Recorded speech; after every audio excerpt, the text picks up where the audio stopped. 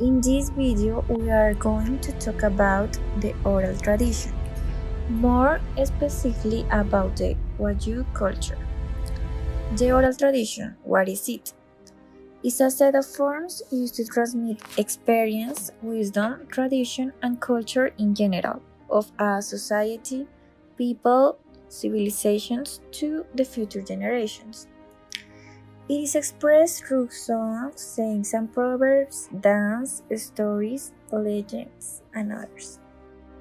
It was due to the illiteracy of men that contributed to the beginning of this form of historical teaching, all with the intention of not losing experience, traditions, and culture over the centuries.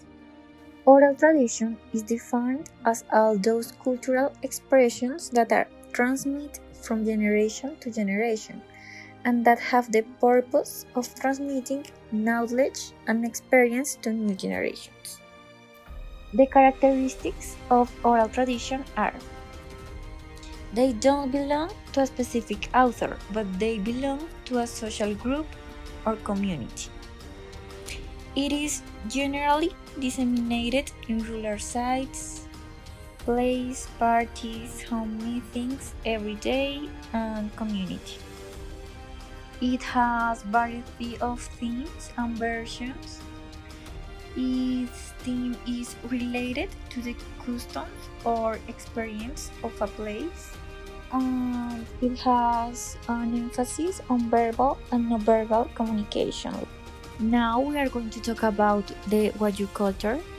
Their origins came from far away and formed a great nation. All the knowledge and culture that identifies them have been transmitted from generation to generation by oral tradition.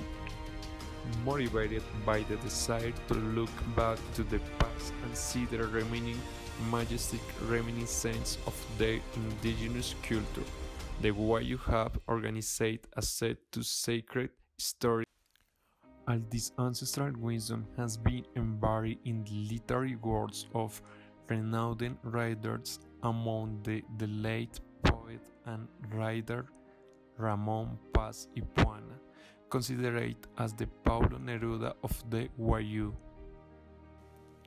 The writer Amable Fernandez argues that the desire to collect everything, to integrate everything in literature, and not miss the senseless detail of how much the Wayuu has created through its history, has been with the purpose of ending this superficial criterion, pejorative and paternalistic that one has of the Guajiro.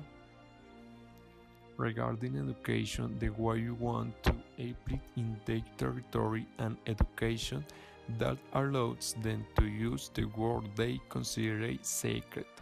How much the Wayuu want to carry out their own education to form their autonomous nation, in order to be able to overcome all the evils that currently haunting the ethnic chant, the transculturization, the abandonment of the mother tongue, mega projects, the largest open cut school means in the world that cruise its territory are new its concerns.